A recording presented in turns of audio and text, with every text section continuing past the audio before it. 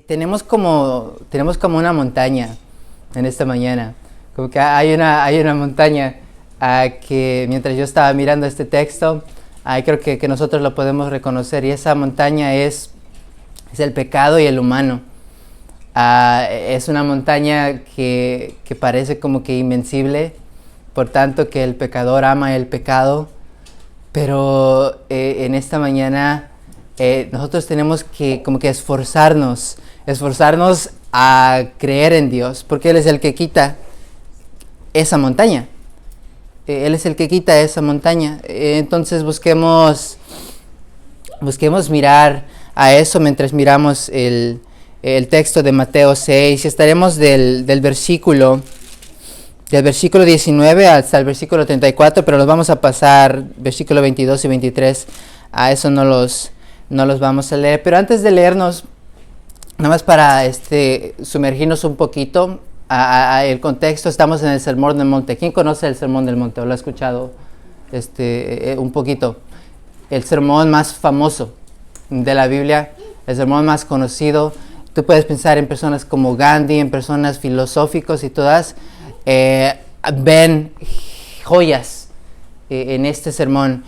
Y específicamente en este capítulo 6, del versículo 1 al 18, Jesús está tratando con la hipocresía, con la hipocresía que tiende a caracterizar a varias personas en la iglesia, como esos que hacen buenas obras, pero con el fin de ser vistos, con el fin de ser vistos por los hombres, o sea que ayunen, o sea que oren, o sea que den limosna, los tres ejemplos que nos da. Esa es la hipocresía que hay, que trata Jesús en los primeros 18 versículos. Y lo que dice de ellos es, bueno, ya tienen su recompensa, esa gloria de los hombres. Esa es su recompensa que ellos tienen, pero no tienen la recompensa, tristemente, que el Padre da.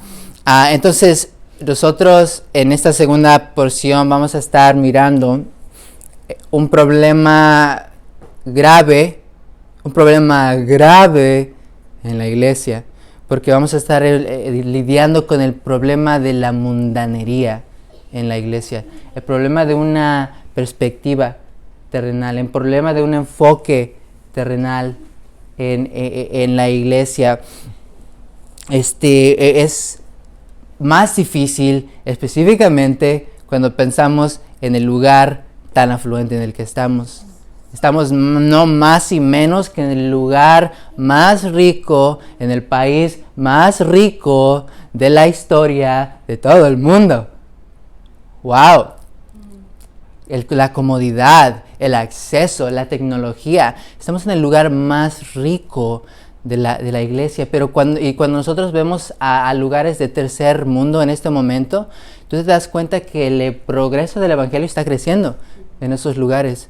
Pero cuando uno ve y analiza los Estados Unidos, uno se va dando cuenta que la iglesia va decayendo, literalmente en números y en sustancia que hay en esa iglesia. Así es ahí donde un pastor que se llama Charles Spurgeon acerta muy ciertamente cuando dice que la tribulación más grande de la iglesia es la prosperidad, porque lo es. Entonces vamos a estar lidiando con ese tema, porque es lo que habla este texto que vamos a estar hablando, y vamos a ver a dos síntomas y dos prescripciones. El primer síntoma es los deseos que hay en una persona y las preocupaciones es el segundo. Los deseos de una persona y la preocupación es lo que diagnostica si hay una perspectiva terrenal, si es una persona mundana. Al rastrear las cosas que una persona anhela y que se preocupa, tú vas a ver el tesoro de la persona. Tú vas a ver dónde está el corazón de la persona. Pero el texto también nos apunta a la prescripción, a la medicina. Y tarda un poquito en hacerlo, pero nos apunta a eso. Y la medicina para la enfermedad de un corazón mundano nos la da como la providencia de Dios, tan dulce que es. Y también nos las da en el versículo 33 con un mandamiento que creo que ustedes lo han escuchado mucho. Mas buscad primeramente el reino de Dios y su justicia. Con ese mandamiento nos da la segunda prescripción. Pero con eso en mente, leamos el texto que tenemos, Mateo versículo 19, capítulo 6. Dice, no os hagáis tesoros en la tierra, donde la polilla y el orín corrompen, y donde ladrones minan y hurtan, sino haceos tesoros en el cielo, donde ni la polilla ni el orín corrompen, y donde ladrones no minan ni hurtan, porque donde esté vuestro tesoro, allí estará también vuestro corazón. Brinquemos al versículo 24. Ninguno puede servir a dos señores, porque o aborrecerá al uno y amará al otro, o estimará al uno y menospreciará al otro. No podéis servir a Dios y a las riquezas. Por tanto os digo, no os afanéis por vuestra vida, que habéis de comer o que habéis de beber, ni por vuestro cuerpo, que habéis de vivir. No es la vida más que el alimento, y el cuerpo más que el vestido. Continuaremos leyendo, pero voy a orar, ¿ok? Gracias, Padre, por esta mañana que tenemos juntos aquí, momentos preciosos, el lugar donde el Dios viviente habita. Aquí estás, Señor. Esa es una verdad del Evangelio, Tú estás aquí, y mi oración, Padre, es que nosotros nos demos cuenta de eso en esta mañana y nos demos cuenta de tu palabra. Mi Señor, ayúdanos, lo ruego, a escuchar, y que tu palabra, que no llega vacía, llegue a un corazón limpio y crezca y brote a una planta que dé fruto bueno. Yo te lo pido, mi Señor, en el nombre de Jesús. Amén. Amén, hermanos. Hoy vamos a ver entonces el primer síntoma. Los deseos de las riquezas en este mundo. Entonces, en los primeros 3 versículos que leímos, el versículo 19, nos presenta Jesús con 2 tesoros. Y en el versículo 21 nos presenta con el diagnóstico, dependiendo de cuál tesoro es el que tú buscas. El primer tesoro es uno donde la polilla y el orín corrompen, y donde ladrones minan y hurtan. O sea, uno que va desvaneciendo, uno que es destruido, uno que va a ser oxidado, ¿no? Y uno en el que no. Y si lo pensamos, un tesoro es como lo que cuando un niño entra a una tienda de dulces y es como que sus ojos brillan porque tanto los anhela. Entra a ver el dulce, quiero esto. ¿Qué hace brillar los ojos de tu corazón? Esa es la pregunta. Y la respuesta te va a dar el diagnóstico de exactamente eso, hermanos. El primer tesoro es uno temporal, ¿no? Es uno que es pasajero, ¿no? Es uno que te es quitado. Desnudo vienes, desnudo te vas. Así es la verdad, ¿no? Esfuerzo tras esfuerzo, sudor y sudor, revelando qué es lo que tú deseas. Y por eso está el mandamiento de Jesús. No os hagáis tesoros en la tierra. No demuestres que tu corazón es uno obstinado a buscar eso que perece. No, es lo que está diciendo. No os hagáis tesoro en la tierra. ¿Por qué? Porque nos da el diagnóstico en el versículo 21. Donde está vuestro tesoro, allí estará también vuestro corazón. ¿Lo vemos? El corazón va a estar en el mismo lugar que tu tesoro. Va a estar igual de corrompido. Va a estar igual de roto, ¿no? Eso es una verdad de ese versículo 21. Es como un metal que lo dejas limpio, bien nuevo, pero si tú lo dejas afuera en la naturaleza, muy pronto llegará a ser oxidado. Así es el tesoro y así es el corazón que medita en esas cosas. Entonces, si te preguntas por qué soy miserable, bueno, hace mucho sentido, ¿no? Si ahí está el tesoro, no hay pregunta de por qué eres miserable. Es como una reina, una ilustración de una reina de Escocia, una historia real, en la que esta reina no podía dejar de pensar en las posesiones que ella veía. Su mente no lo podía dejar hasta que sus ayudantes le dijeron, no, pues te aconsejamos a que te vayas a otro lugar. Entonces ella se fue a un monasterio, y cuando ella estuvo en ese monasterio, lo único que pensaba, estando aún lejos de sus posesiones, eran sus posesiones. No importando si uno está lejos, no importando si uno tiene mucho como esta reina, no importando si uno no tiene nada. Si el corazón del pobre que no tiene nada anhela lo que no tiene, es igual, es la misma corrupción. Entonces ahí es donde vemos el mandamiento amoroso de Jesús, donde dice, si no, versículo 20, haceos tesoros en el cielo, donde ni la polilla y el horrín corrompen, y donde ladrones no minan ni hurtan. Es como un mandamiento amoroso, pero también es un mandamiento lógico. Dice, no inviertas eso en lo que va a perecer, inviértelo en el cielo, ¿no? Inviértelo en lo que no va a perecer, ¿no? La cosa con el corazón que se satisface y está contento con lo terrenal, con tesoro aquí en esta tierra, no es que esta persona quiere mucho, sino que se contenta con muy poco. Esa es la verdad. No es que quiera mucho y el anhelar y tener esas cosas, sino que contenta con muy poco, hermanos, porque has conocido una paz que está afuera de este mundo. Porque eso es lo que los que están en Cristo conocen, ¿no?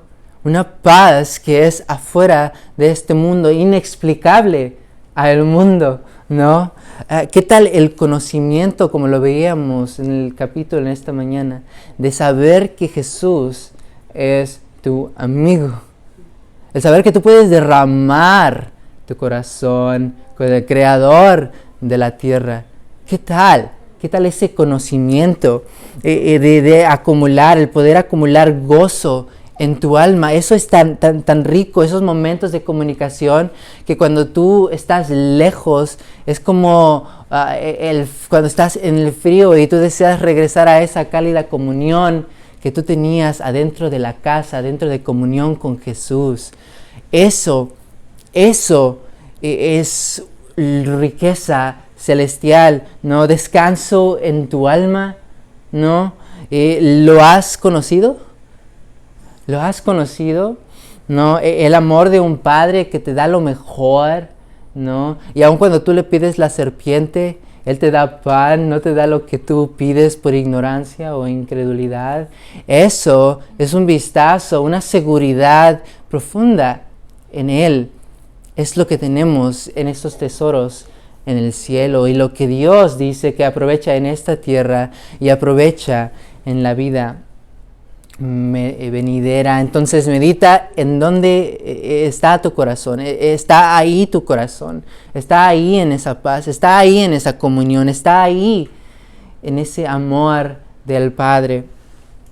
Porque escuchemos las palabras de un pastor que creo son muy apropiadas, donde dice, si te encuentras amando cualquier placer más que tus oraciones, y si te encuentras hablando cualquier libro más que la Biblia, y si cualquier casa más que la casa de Dios, o cualquier mesa más que la mesa del Señor, o cualquier indulgencia más que la esperanza viva del cielo que está por venir, alármate.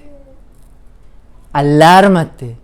No, mira, fija tu corazón, porque hay una verdad y hay una advertencia absoluta donde nos la da en el versículo 4. Perdón, versículo 24. Versículo 24, donde nos dice: ninguno puede servir a dos señores.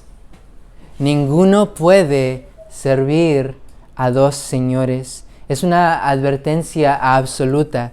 Es como no puedes estar en México ni en los Estados Unidos en el mismo tiempo. Así lo está diciendo, no puedes servir a dos señores. ¿Qué hace brillar los ojos de tu corazón? ¿Qué hace brillar los ojos de tu corazón? Dice, no podéis servir a Dios y a las riquezas. Cuando aquí dice las palabras riquezas, está usando una palabra media grosera, se escucha en español, pero es la palabra mamón. Es la palabra que se usa en el griego, pero esa palabra tiene mucha, tiene más, no es algo que es exclusivo a el dinero, no es algo que es exclusivo a dinero material. Puede ser tu estómago, ¿no? Puede ser el halago del hombre, la gloria que tú recibes del hombre. No puede ser que tú seas aceptado por el prójimo, ¿no? Puede ser tu comodidad, puede ser tu televisor, puede ser tu salud. Esas cosas pueden ser riquezas, que tú tienes tu perspectiva tan centrada en lo terrenal. Es ahí lo que brilla y lo que hace brillar tu corazón. ¿Cómo puedes saber cuál es tu tesoro? No, porque el texto nos los dice y nos da una palabra muy clave. Nos dice servir. Servir a dos señores. No podéis servir a Dios y las riquezas. O sea, estamos hablando de tu tiempo, de tus energías, de tu sudor, de tu enfoque, de tus preocupaciones. Al rastrear la línea de todas esas cosas, tú te vas a encontrar con quién tú sirves. Tú te vas a encontrar con quién tú sirves. Verás cuál es tu tesoro y verás dónde está tu corazón. Eso lo verás tan claramente al tú ver tu tiempo, energía, sudor, esfuerzo, preocupaciones. Entonces, al tú pensar ahora, ¿qué es lo que reconoces? Si es que reconoces que tu tesoro está en lo terrenal, eso debe de preocuparte, porque a mí, al pensarlo, me preocupa por ti. ¿No? Hay una ilustración de una mujer que estaba inconsciente después de haberse estado en el agua y haber tragado mucha agua. Había unos paramédicos que le habían hecho ya esta resucitación cardiovascular, una y otra. Lo hicieron, pero ya empezaron a empacar sus cosas. Ahora el novio de esta mujer, él estaba al otro lado donde estaban las líneas de emergencia. Al ver que los oficiales o que los médicos se habían rendido y empezaron a empacar sus cosas, lo que el novio hizo fue cruzar la línea, pero decían, Señor, no puede cruzar la línea. Decían, pero Señor, ya no se pudo más. Pero él, le dio, y de milagro la mujer botó el agua que estaba adentro y recapacitó, ¿no? Si tú te das cuenta claramente al rastrear tu esfuerzo, al rastrear y ver que tu tesoro es aquí en la tierra donde el orín corrompe, esfuérzate a verlo, esfuérzate hasta que tú escupas, hasta que tú tosas esa agua como esta mujer, hasta que tú tosas el pecado y lo confieses a Dios. Hasta que vuelvas a tu sentido, ¿no? Hasta que llegues a salvación. Esa es la verdad, porque no es la exhortación, no es la palabra en estos primeros 3 versículos. No acumules tesoros en la tierra, acumula tesoros en el cielo. Ahora veamos y podemos ir a el segundo síntoma de una persona mundana, una persona con perspectiva terrenal. El segundo diagnóstico lo vemos con tus preocupaciones, ¿no? ¿Qué es lo que meditas? ¿Qué es lo que angustia tu alma? ¿Qué es lo que causa una turbación en tu interior? ¿Qué es lo que no te deja enfocarte en tu día? Esas preocupaciones, lo que no te deja dormir en la noche en paz. ¿Cuáles son esas cosas? ¿No? Una persona le estaba preguntando a una congregación de cristianos en una conferencia y les hizo preguntas sabias para llegar a un punto. Dice, ¿cuántos de ustedes son asesinos? Levanten su mano, ¿cuántos de ustedes son asesinos? Bueno, pues nadie levantó la mano. ¿Quién va a levantar la mano a eso, no? Después dice, oye, ¿cuántos de ustedes son ladrones? Bueno, ninguno tampoco levantó la mano. Sentido. ¿Cuántos de ustedes son mentirosos?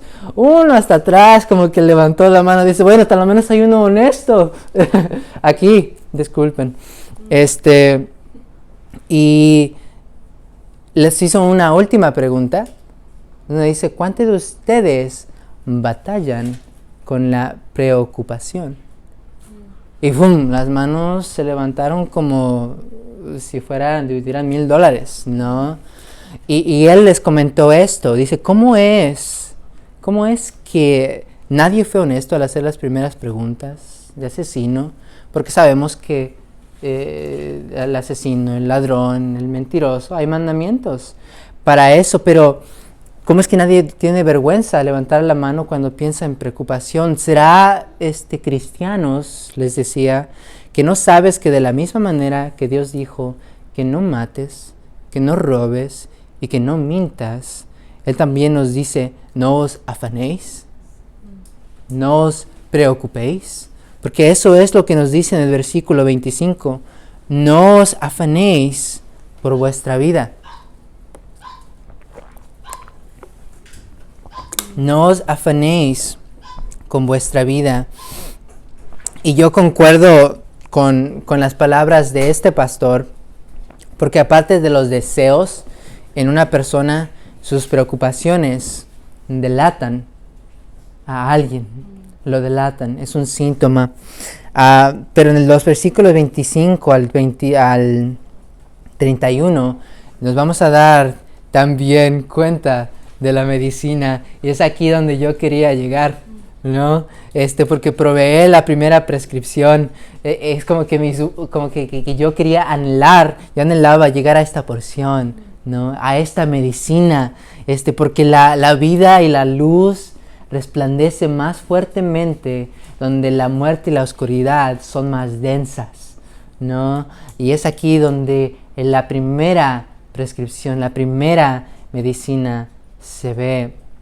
Dice, no es la vida, en el primer versículo, no es la vida más que el alimento y el cuerpo más que el vestido.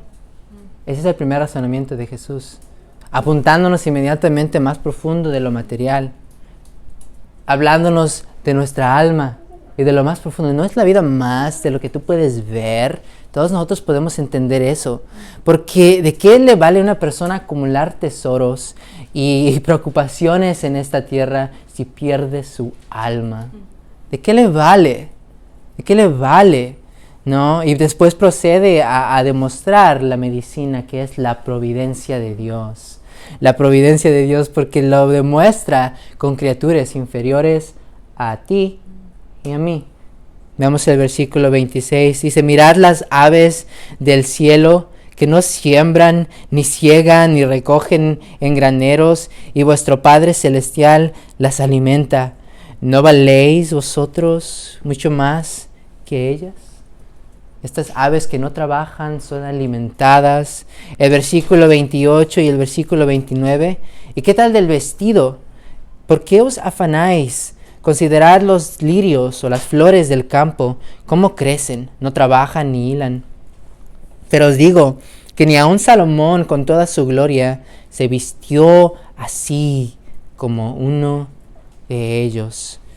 La pregunta que hace en el versículo 30, ¿no hará mucho más a vosotros, hombres de poca fe? No. Esa es la providencia de Dios que en su bondad la demuestra con criaturas inferiores a ti, inferiores que tú y yo. ¿Cómo no lo hará contigo? ¿No? En lo espiritual y claro, en lo material. Ahora, notemos que la preocupación de lo terrenal no tiene absolutamente ningún fruto, ningún beneficio. Es lo que dice en el versículo 27. ¿Y quién de vosotros podrá, por mucho que se afane, añadir a su estatura un codo? En otras versiones lo dice como, ¿quién de vosotros, porque se preocupe, puede añadir una sola hora al curso de su vida? No, nadie, absolutamente nadie. La preocupación de lo terrenal también es algo que Jesús caracteriza con los gentiles, con los no creyentes, con los paganos. Eso se ve en el versículo 31, versículo 32. Si a alguien le gustaría leerlo.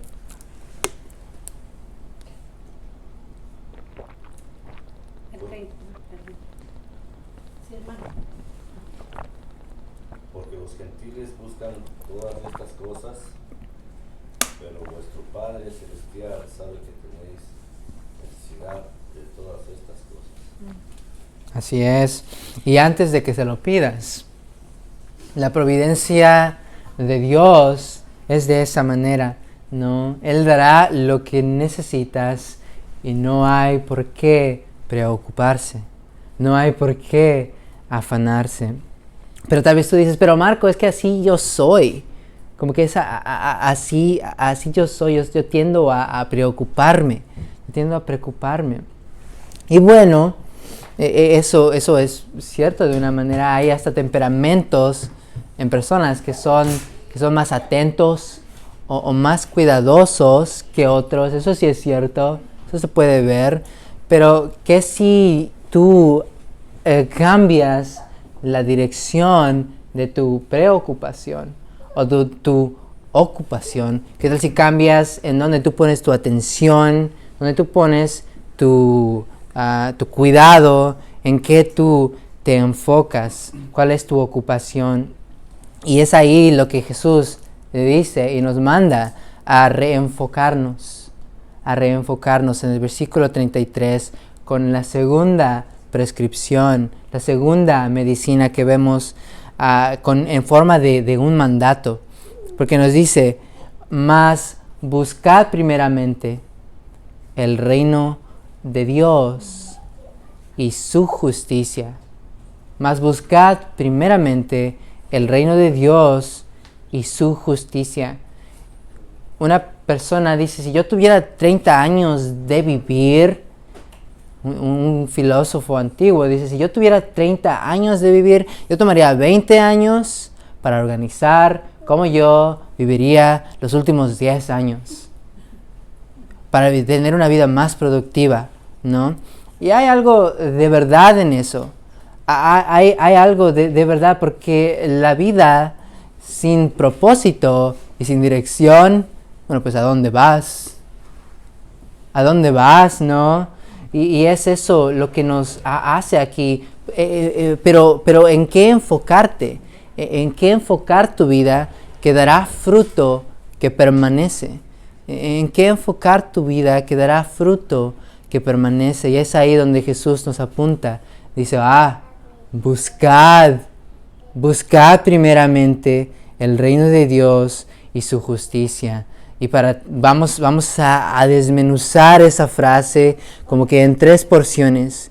Miraremos cuál es el reino de Dios, miraremos cuál es su justicia y miraremos la prioridad que uno debe tener en el reino de Dios y en su justicia.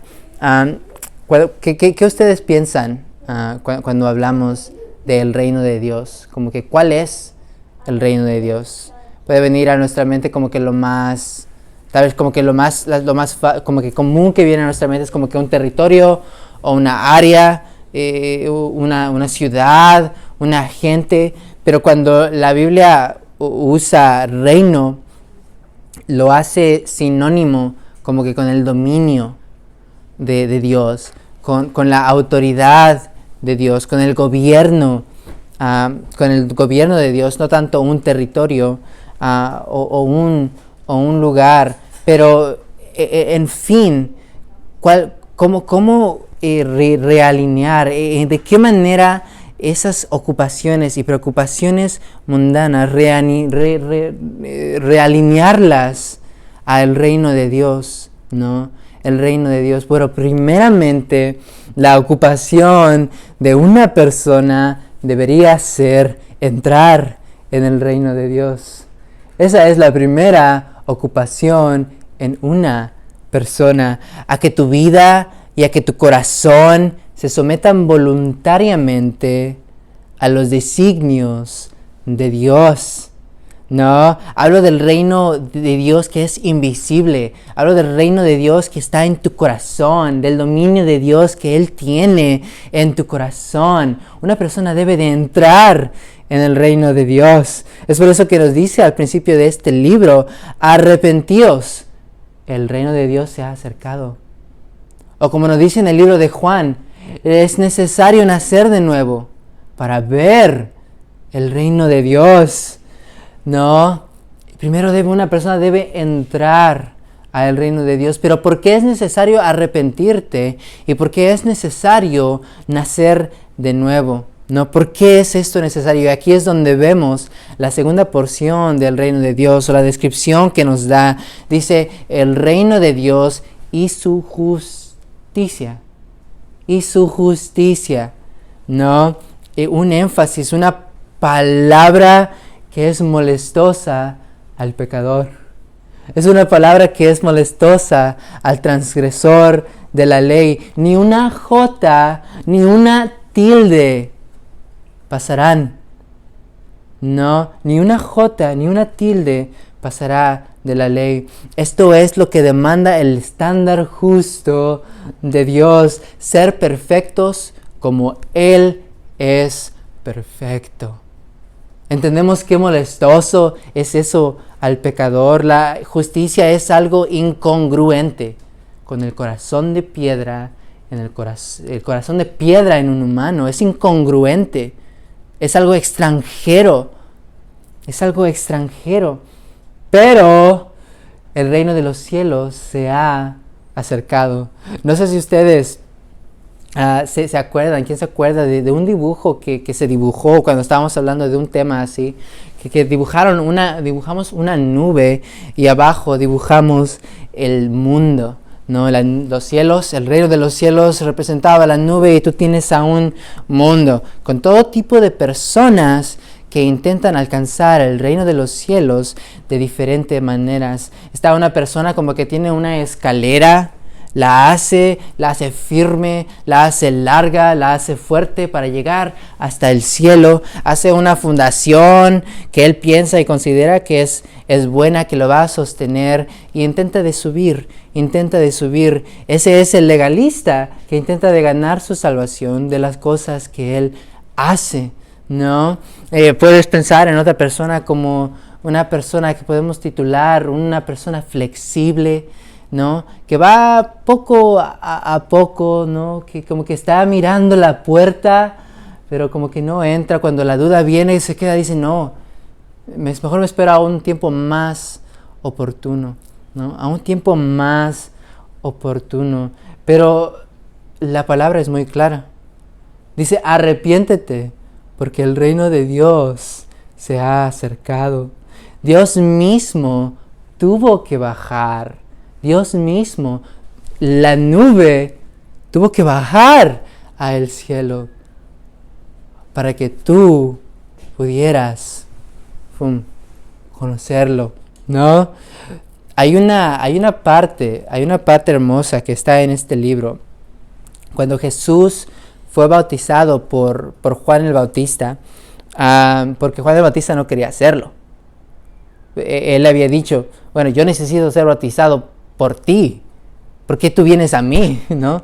Él sabía que el bautismo era uno de arrepentimiento, era uno de una persona que se había arrepentido. Y Jesús, ¿de qué se ha arrepentido? Es lo que estaba pensando Juan, ciertamente, ¿no? Pero vayamos a Mateo 3, el versículo 15.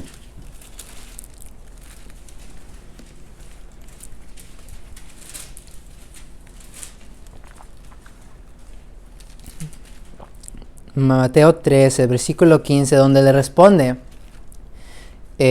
Jesús a Juan el Bautista.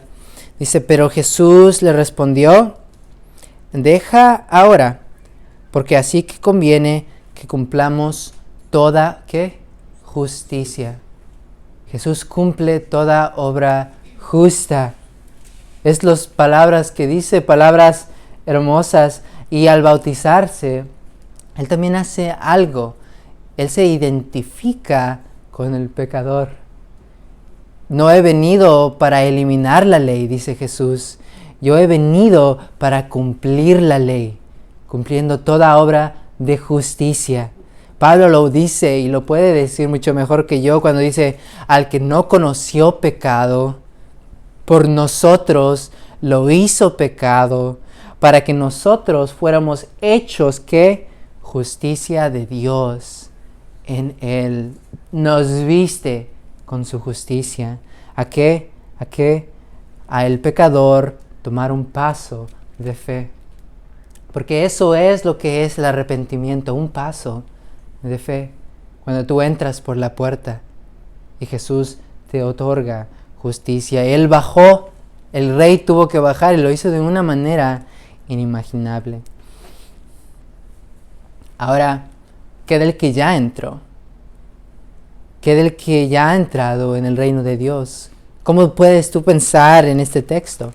¿Ya has rendido tu vida al Señor? ¿Qué de ti que ya la has rendido? Es aquí donde llegamos a la aplicación de este texto, a las preocupaciones y a los deseos que deben ser realineados por esta descripción. En vez de esa ansiedad terrenal y acumulación de tesoros en esta tierra vacías, aquí encontrarás tu ocupación duradera y permanente. Si regresamos al capítulo 6, estaremos un ratito ahí, pero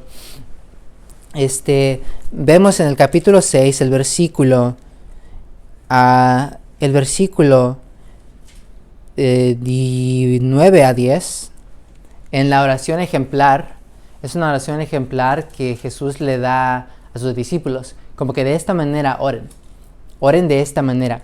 Y en el versículo 9, Él les dice, vosotros pues oraréis así, Padre nuestro que estás en los cielos, lo sabemos, santificado sea tu nombre. Versículo 10, venga tu reino, hágase tu voluntad como en el cielo, así en la tierra. Venga tu reino, hágase tu voluntad en la tierra, así también en el cielo, así también en la tierra. O sea, más y más en mi vida. Tu dominio venga más y más en mi vida. No, es una más y más en el mundo. ¿Cuál es la aplicación a esto? Tú que has entrado en el reino de Dios, tú debes de esforzarte a que demás personas entren al reino de Dios.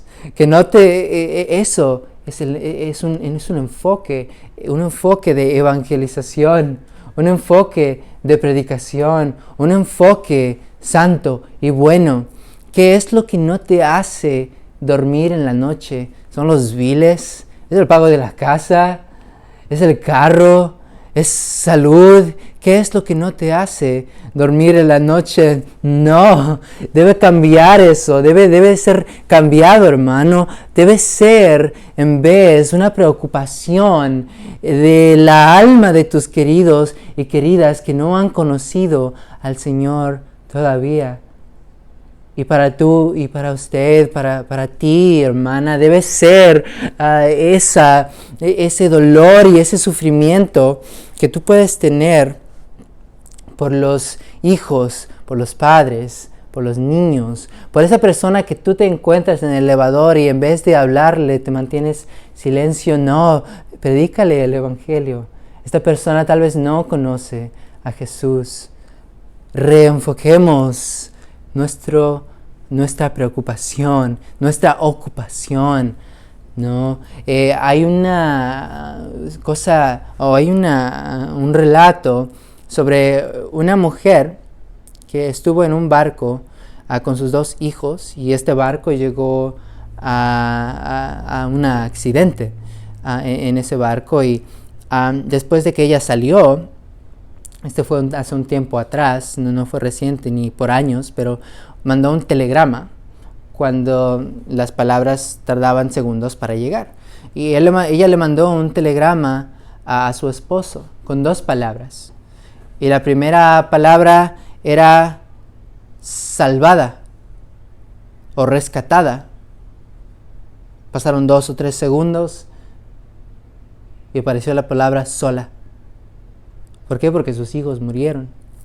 Rescatada, sola, ¿no? Así no debe. Y es como que cuando entremos y seamos recibidos en las moradas eternas por Jesús, que si llevamos a esos creyentes, que si detenemos como en nuestra mente o en nuestro recibimiento en las moradas a hijos en la fe, ¿no? A hijos en la fe, que no seamos salvados solos, ¿no? Así, eso es la ocupación de un creyente, de un abuelo, de una abuela, quien sea que sea, ¿no? Ahora vamos, porque la justicia es algo que también se aplica a los creyentes. Porque dice más, busca el reino de Dios y su justicia. No olvidemos la justicia, ¿no? Como un creyente hay un llamado de vivir una vida recta, un llamado de vivir una vida que es santa, una vida que es como la de Jesús. Ese es el llamado, uno de justicia, a hacer que ese reino invisible en tu corazón, hermanos, hacer que el reino, el dominio invisible de Dios en tu corazón, ese reino espiritual en tu corazón, sea visible afuera, se manifieste al mundo. Esa es la ocupación de la iglesia. Ese es el cargo de la iglesia, la columna y baluarte de la verdad, ¿no? Un cargo precioso y un cargo necesario. Es una gran mentira y una triste mentira la que es de una persona que es cristiano por un tiempo y pagano el resto de la semana, ¿no? Es como si yo me parara aquí y diría, bueno, en esta hora que yo hablo aquí voy a servir a Dios, y el resto de la semana, bueno, ¿a quién sirvo? ¿Sirvo al diablo? No. Para el cristiano, para el creyente, todo es sagrado. Sea tu trabajo, sea algo en tu negocio, sean tus alimentos. Es algo sagrado, todo es sagrado, porque tú eres cristiano y tu justicia está y brota del interior. No puede ser que te quites esta justicia como un caparazón simplemente. No lo es. Y tú te puedes decir, pero ¿qué hay de libertad? ¿Qué libertad tengo? Bueno, tienes la libertad en Cristo. Esa es la mejor libertad. El que permanece en verdad es libre, ¿no? ¿Cómo nos vemos el resto de nuestra semana, hermanos? ¿Cómo nos vemos el resto de nuestra semana? Y esto lo hablo a mí y a todos ustedes. ¿Cómo nos vemos el resto de la semana. Es ahí donde también podemos tomar las palabras de Jesús cuando habló este mismo relato a sus discípulos en el Evangelio de Lucas. Y si podemos dar una vuelta a Lucas, el capítulo 12.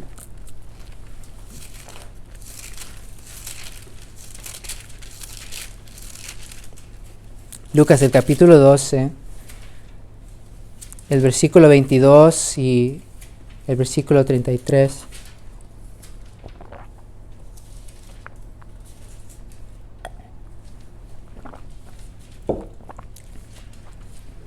¿Cuál versículo?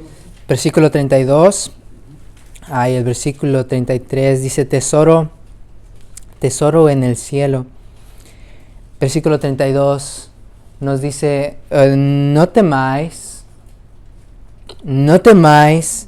manada pequeña, porque a vuestro Padre le ha placido daros el reino. Vended lo que poseéis y dad limosnas, haceos bolsas que no se envejezcan, tesoro en los cielos que no se agote, donde el ladrón no llega, ni la polilla destruye. Los cristianos son reconocidos por su justicia.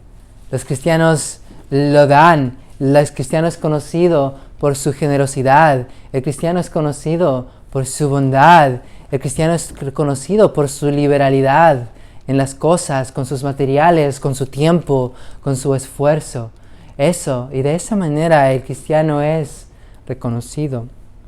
Ahora, obviamente no habla de irresponsabilidad o como que no seas prudente, ¿no? Porque eso no es lo que está diciendo, como que vende todo y no te cuides de tus hijos o de tu familia, absolutamente no. Pero sí está hablando de una transformación en la prioridad. Porque ¿qué es lo que dice? Y este es el punto final del capítulo 6 y el punto final de esta mañana. Dice, primero, versículo 33, mas buscad primeramente el reino de Dios y su justicia. Es una prioridad, como que el texto nos lo clarifica. Buscad primero, antes que nada, búscalo primero. Antes de que empieces tu día y antes de que tomes tu alimento, medita, ora y que tu alma coma espiritualmente, comida verdadera y bebida verdadera. Antes de abrir un nuevo emprendimiento en tu negocio, órale, pídele a Dios por su voluntad, búscala, anhélala, ¿no? Mientras estás hablando con un hermano o una hermana, pídele sabiduría a Dios para que te dé palabras de consuelo para él o para ella. Antes de que tengas una conversación con tu hijo, tu hija, tu madre, padre, cualquier persona, óralo antes. Busca la sabiduría de Dios. Búscalo primero. Es un cambio de prioridad, ¿no? Ahora, hay un segundo trasfondo, y es aquí donde quiero finalizar, dando una razón más a la por qué buscar primero el reino de Dios, por qué tenerlo como prioridad. Porque cuando Jesús vino a la tierra, él inauguró su reino, ¿no? Él inauguró su reino en la tierra. El reino de Dios llegó a su pueblo, el reino de Dios llegó al corazón de su gente, ¿no? Ese reino invisible y espiritual. Mas si damos la vuelta otra vez a esa oración ejemplar que nos da en el versículo 10, en el versículo 10, Él nos da a entender esto. Dice, venga tu reino, versículo 10. Sí, capítulo 6, versículo 10 de Mateo, del libro de Mateo. Dice, venga tu reino, hágase tu voluntad como el cielo, así también en la tierra. pero dice como que venga, ¿no? Como que venga, como si no estuviera ya aquí, pero como que si viene más, ¿no? Como que si no ya se ha acercado, no está ya en medio de nosotros, que es lo que él ha dicho antes. El reino de Dios se ha acercado, el reino de Dios está en medio de vosotros. Pero ¿cómo es aquí que nos dice, bueno, venga tu reino? Y es aquí donde tenemos algo precioso, porque ¿cómo puede ser eso? ¿Cómo puede ser que el reino de Dios puede estar en medio de nosotros y al mismo tiempo no estar presente o aún estar por venir? Es aquí donde podemos ver y entender que va a haber un reino físico de Cristo. Él inauguró su reino cuando vino a la tierra, pero no lo consumó aún. No, Él es rey. Él tiene toda la autoridad, como lo dice en Mateo. Toda autoridad me ha sido dada. Cuando dio la gran comisión, Él es rey. Pero aún no ha llegado la redención completa de su gente y aún no ha llegado la renovación de la tierra. Cuando Cristo va a venir físicamente y literalmente a esta tierra y traer su reino sobre este mundo, ¿no? Eso lo dice, y se los leo de parte de Daniel. Si damos la vuelta a Daniel, vemos eso. El Daniel, el capítulo 2. Daniel capítulo 2, el versículo 44. Daniel capítulo 2, el versículo 44. Está en el Antiguo Testamento y está antes de, obviamente, de Mateo. Daniel, el capítulo 2, el versículo 44. Dice: y en los días de estos reyes, el Dios del cielo levantará un reino que no será jamás destruido, ni será el reino dejado a otro pueblo. Desmenuzará y consumirá a estos reinos, pero Él permanecerá para siempre. Nos lo da otra vez en Daniel capítulo 7. Daniel capítulo 7, versículo 11. Versículo 13 y 14. Hablando Daniel sobre una visión, donde él decía: y miraba yo en la visión de la noche, y he aquí, con las nubes del cielo, venía uno como un hijo de hombre, que vino hasta el anciano de días y le hicieron acercarse delante de él, y le fue dado dominio, gloria y reino, para que todos los pueblos, naciones y lengua le sirvieran. Su dominio es dominio eterno que nunca pasará, y su reino uno que no será destruido. El reino de Dios, de Cristo aquí en la tierra, está por venir, ¿no? Esa es la realidad, esa es la manera en que el reino de Dios aún está por venir, el reino de Cristo, ¿no? Entonces, ¿por qué buscarlo primeramente? ¿Y por qué lo menciono esto? Porque hay una porción, o hay esta verdad en que primero el creyente es ciudadano del cielo. Primero el creyente es ciudadano de arriba. Tú has nacido de lo alto. No, y secundariamente eres nacido de cualquier lugar que tú naciste acá. Entonces, como ciudadano del cielo, la prioridad y la ley, tu autoridad, es primero la del cielo, ¿no? Es por eso que hay que buscar primero el reino de los cielos. ¿Qué no harás tú para presentarte ante la reina de Bretaña? Si te dijera, mañana vas a ir ante la reina de Bretaña, te vas a presentar. ¿Cómo no te vestirías? ¿Cómo no te prepararías? ¿Cómo no? Y te va a nombrar y te va en inglés, knight. Te va a hacer un knight, te va a hacer un, ¿cómo le dicen? ¿Caballero? Un caballero, caballera, una persona así, ¿cómo no? Ay, no, ¿verdad? ¿Cómo no te presentarías ante la gran reina de Bretaña? No. ¿Cómo te estás presentando? ¿Cómo te presentarás ante Cristo, tu Rey? ¿Cómo te estás vistiendo? ¿Con trapos viejos o con esa vestidura de fe, con ese calzado del Evangelio, esa fe, esa coraza de justicia? No, ¿cómo uno se está preparando para eso? Y para finalizar, me gustaría que vayáramos a Filipenses. Y Filipenses está en el Nuevo Testamento.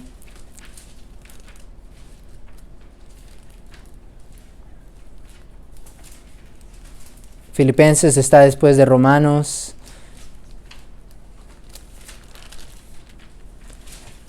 Porque Filipenses, el capítulo 2,